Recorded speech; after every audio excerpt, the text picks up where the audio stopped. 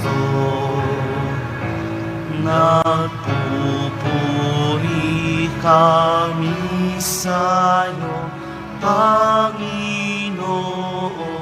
Jesucristo. Sinabi ng poong mahal, di ko nais na mamatay ang mga makasalanang nagbabagong kalooban upang sila ay mabuhay. Nagpupuri kami sa'yo, Panginoong Jesucristo.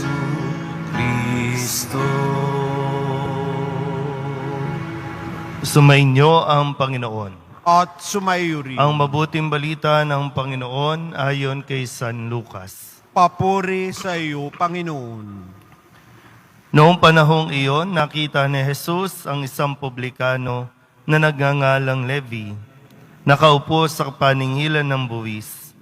Sinabi sa kanya ni Jesus, "Sumunod ka sa akin."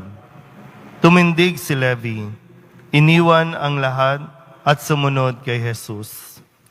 Si Jesus ay hinandugan ni Levi ng isang malaking piging sa kanyang bahay. Nakasalo niya roon ang mga publikano at ang iba pang mga tao. Nagbulong-bulungan ang mga Pariseo at ang kanilang mga kasamang iskriba. Sinabi nila sa mga alagad ni Jesus, "Bakit kayo kumakain at umiinom na kasalo ng mga publikano at ng mga makasalanan?"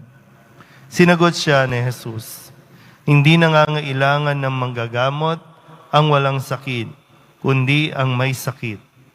Naparito ako hindi upang tawagin ang mga matuwid, kundi ang mga makasalanan upang magsisi." Ang mabuting balita ng Panginoon. Pinupuri ka namin, Panginoong Heso Kristo. Isang magandang umaga po sa inyong lahat. Ngayon po ay nasa ika-4 na araw, no, kung bibilangin natin, Miyerkules ng Abo, ngayon Sabado, nasa ika-4 na araw na tayo, no, ng ating pong 40 araw na paghahanda, no, bilang sa pagdiriwang ng pagpapakasakit, pagkamatay at muling pagkabuhay ni Kristo. 40 days, no, na paglalakbay natin. Ngayong araw na ito, ngayong umagang ito, tayo ay muling pinapaalalahanan na hindi lang tayo naririto para lamang magsimba. Hindi tayo naririto para lamang magrosaryo o kung ano pa man mga nobinaryo na dapat gawin. Hindi lang tayo naririto para umupo lang dito. Kung paanong ang kwento ni Levi sa ating ebanghelyo ngayon na siya'y nakita ni Kristo, no?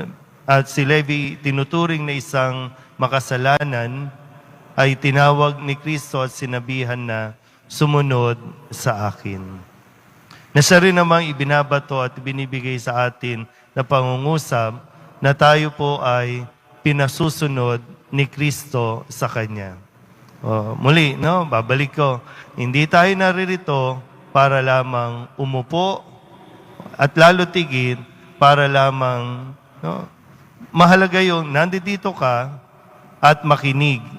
At kung papakinggan natin, ano ba ang sabi ni Kristo sa atin? Sumunod sa akin. So, tinatawag tayo para saan? Sabi nga po dito, no, naparito siya hindi para sa mga matuwid, kundi para sa mga makasalanan, para magsisi.